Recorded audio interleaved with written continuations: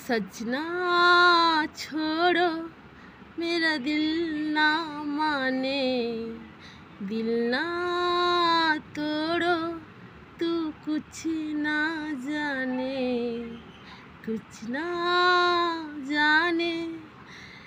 তো বরকে অনেক কষ্ট করে মানে এই রিলটা বরের সঙ্গে বানালাম। বর তো কখনোই মানে লিপসিং করে না, কারণ ও লজ্জা পায়, কিন্তু ও গান এত ভালো করে, খুব ভালো করে। ওকে জোরজাবস্তি করে বললাম, দেখো সবাই বলে তোমার বর কি বোবা, ও গান টান করে না, মুখ শুকলা করে চুপ করে বসে থাকে। তাই ওকে একটুখানি এইসব বলে কয়ে তো ওকে একটুখানি বলালাম, একটু গান গাওয়ালাম। তারপরে রিলস রাত্রেবেলায় বানিয়েছিলাম। তারপরে সকালবেলায় মানে 5টার সময় ঘুম থেকে উঠে রেডি হয়ে 6:30টায় ট্রেন আছে, তো আমরা ট্রেনে মানে ওঠার জন্য চলে এসেছি টোটোতে করে। তো এই দেখো দীঘা স্টেশনে দাঁড়িয়ে মানে যাচ্ছি। তো ট্রেন তো মানে দাঁড়িয়ে মানে এসে দাঁড়িয়ে আছে। তো আমরা উঠে গেলাম, দেখলাম ফাঁকা, খুব ভালো। কারণ ওটা যদি আমরা 10টা না 10:30টার সময় যে ট্রেনটা, ওটা যদি আমরা যেতাম মানে প্রচণ্ড পরিমাণে ভিড় হতো, কারণ ওই টাইমটাই সবাই যেত। তার জন্য আমরা সকালবেলায় বেরিয়ে পড়লাম। বললাম দরকার নেই, আমরা 10টা পর্যন্ত ওই রোদে কোথাও যেতেও পারবো না বাচ্চা নিয়ে, তো চলো আমরা সকালবেলায় বেরিয়ে পড়ি। তো বেরিয়ে পড়লাম, কিন্তু বেরিয়ে পড়ার মানে আগের দিনই আমরা ডিসাইড করলাম যে আমরা বোনের বাড়ি যাব, কিন্তু কোনো পরিকল্পনা ছিল না যে বোনের বাড়ি যাব বলে। কারণ আমার বোনের আর আমার মায়ের একই মানে জন্ম মাস, একই মানে একই দিনে, আর বারটাও একই, বৃহস্পতিবার পয়লা বৈশাখ জন্ম হয়েছে আমার বোন, আমার মা মানে একই দিনে। তাই দুজনের বার্থডে একদিনেই পড়ে, আর দুজনেই সামনাসামনি থাকে, কারণ আমার ছোটো বোন আমার মায়ের মানে ঘরে পাশাপাশি থাকে। তো এই জন্য আমি রবিবার তো আমার আমার অনেক আশা ছিল যে মায়ের বার্থডেটা এবারে সেলিব্রেট করব, কারণ কোনো বছরই করতে পারি না। তো এই বছর করবো ভেবেছিলাম, কারণ আগে আমাদের তো গ্রামের দিকে এইসব বার্থডে টার্থডে হয় না, তাই করতাম না। তারপরে যখন বিয়ে হলো তখন আমিও অনেক মানে চাপে ছিলাম, তাই যেতে পারতাম না। এখন ভাবলাম যে না, এখন আমি সবাই যখন করছে তাহলে আমি মায়ের বার্থডেটা পালন করব ভেবেছিলাম। কিন্তু টিকিট কাটা হয়ে গেছিলো, দীঘা যাবো আমি জানতেই পারিনি যে হাজব্যান্ড টিকিট কেটে নিয়েছিল যে মানে পয়লা বৈশাখ। তো এই জন্য আর কিছু করার নেই, তো আমরা দীঘা চলে গেছিলাম। তারপরে দেখো পাঁশকুড়া স্টেশনে এসে যে দাঁড়িয়ে আছি। তো আমি মানে অনেকক্ষণ, প্রথম ট্রেনটা তো ছেড়ে দিল, তো দ্বিতীয় ট্রেনটার জন্য আমরা অপেক্ষা করছিলাম, 1.5 ঘন্টা মানে ট্রেন লেট পরে আসবে। তো বসেছিলাম, মুড়ি ফুড়ি খাচ্ছিলাম।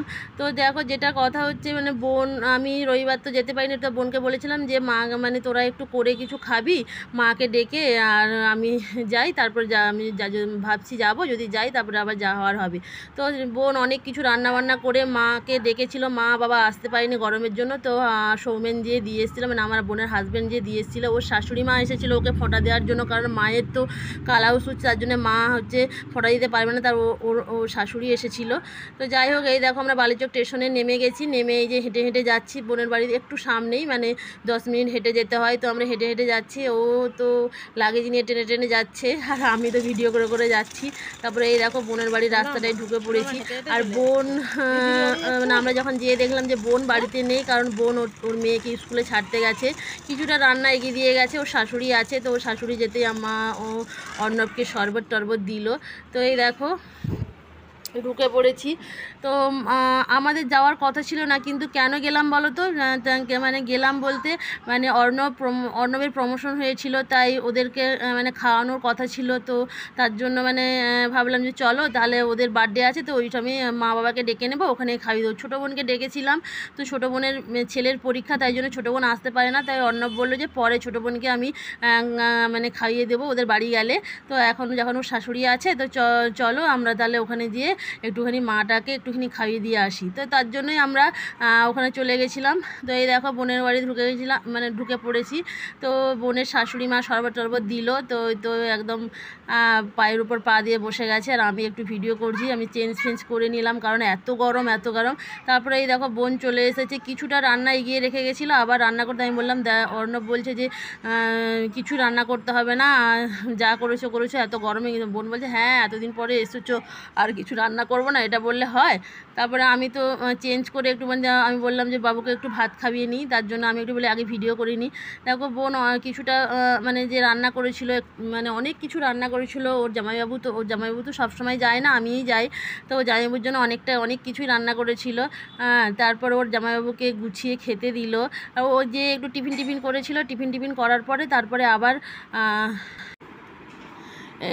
তারপরে হচ্ছে আমি ওকে বলছি কী কী রান্না করেছিস একটুখানি দেখা। তারপরে ও একটুখানি দেখালো। তারপরে ওর জামাইবাবু আমরা সবাই স্নান টান করলাম, মেয়েকে স্নান করালাম। তারপরে দেখো বসে গেছি। তো অর্ণব বলেছিল ওর মানে সৌমেনকে, মানে ওর শালাকে বলেছিল যে তুমি সব কিছু রেডি করে রাখো। তো বললো না সকালবেলায় কোনো কিছু করতে হবে না, যা হবে রাত্রেবেলা, এখন প্রচণ্ড গরম। তার জন্য বোন ওই বেগুন ভাজা করেছিল, আলু ভাজা করেছিল, পটল ভাজা করেছিল, তারপরে ওই সজনে ডাঁটা দিয়ে আলু বেগুন আরও অনেক সবজি কুঁদরি ফুদরি দিয়ে, আর তোমার চিংড়ি মাছ দিয়ে রান্না করেছিল, মাছের তেল ঝাল করেছিল, ঢ্যাঁড়স মাছের টক করেছিল।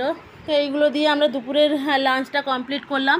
তারপরে ওরা 4টার সময় বেরিয়ে গেল মাটন আর চিকেন আনতে। তো মাটন 2 কিলো এনেছিল, চিকেন এনেছিল 2 কিলো, কারণ আমি ওর শাশুড়ি মা এরা আমরা মাটন খাই না, তার জন্য।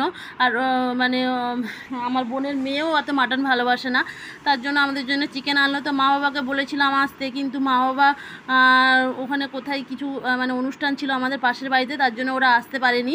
তো বললো না আমরা আর ওই দিন কি অষ্টমী না কি ছিল, তা ওর জন্য খাবে না বললো। তো তার জন্য আর কিছু না, তো আমরা নিজেরাই সব খাওয়া দাওয়া করলাম।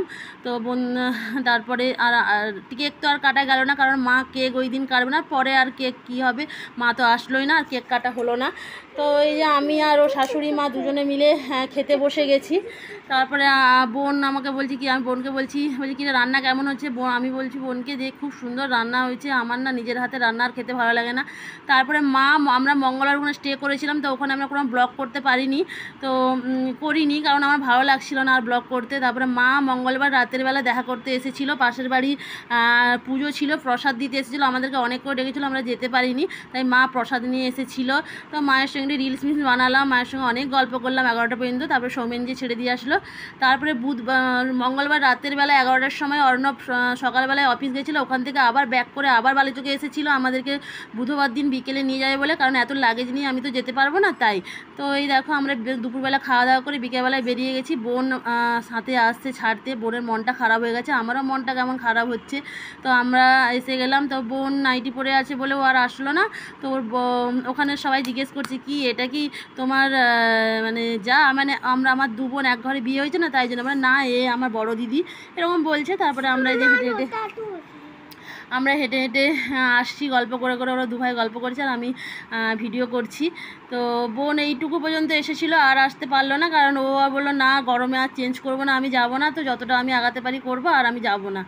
তো তারপরে ব্যাক করে চলে গেল। আমরা স্টেশনে চলে আসলাম। স্টেশনে এসে দাঁড়িয়েছিলাম 5-10 মিনিট দাঁড়িয়েছিলাম। তারপর 5:30টার ট্রেনটাই আমরা মানে বাড়ি আসার কথা ছিল। তো 5:30টার ট্রেনটা একটু লেট করেছিল, তো ওই ট্রেনটা অনেক কিন্তু লেট করে এখন, কিন্তু ওই দিন দেখলাম যে একটুখানি কম লেট করেছে। তারপরে আমরা এটা ধরো তারপরে এই যে আমরা স্টেশনে চলে আসলাম। স্টেশনে চলে আসার পর আমরা ট্রেন ধরে আমরা মানে জেনেছি 8টা, 8:30, 9টার মধ্যে পৌঁছে যাব। তো ট্রেনটা লেট যদিও করেনি। তারপরে ট্রেন এসে গেল। তারপরে হাওড়াতে পৌঁছে গেছি। তো হাওড়াতে আমি ওখানে দাঁড়িয়ে আছি, ও প্রিপেড কাটতে গেল। প্রিপেডের এত দাম বেড়েছে কি বলবো। প্রিপেড কাটার পরে আমরা এই দেখো প্রিপেডে উঠে গেছি, ট্যাক্সিতে করে যাচ্ছি। আর এত মানে খারাপ লেগেছিল কি বলবো। তারপরে জন্মদিনে আমার বোনকে কাপড় কিনে দিলাম, মাকে কাপড় কিনে দিলাম, ও জামাইবাবু ওদেরকে গিফট করলো। তো যাই হোক চলো, অনেক কিছু মানে অনেকটা বড় হয়ে গেল। তো চলো, যদি ভালো লাগে ব্লগটা লাইক কমেন্ট শেয়ার ও সাবস্ক্রাইব করে দিও, আর পাশে থাকা বেল আইকনটি ক্লিক করে দিও। আর দেখো একদম বিধ্বস্ত হয়ে গেছি, 3 ঘন্টা জার্নি করার পর 3-4 ঘন্টা আর ভালো লাগছে না, কেমন হয়ে গেছি। তো তোমরা ভালো থেকো, সুস্থ থেকো, বড়দের প্রণাম, ছোটদের ভালোবাসা নিয়ে ব্লগটা শেষ করছি। Tata, bye bye.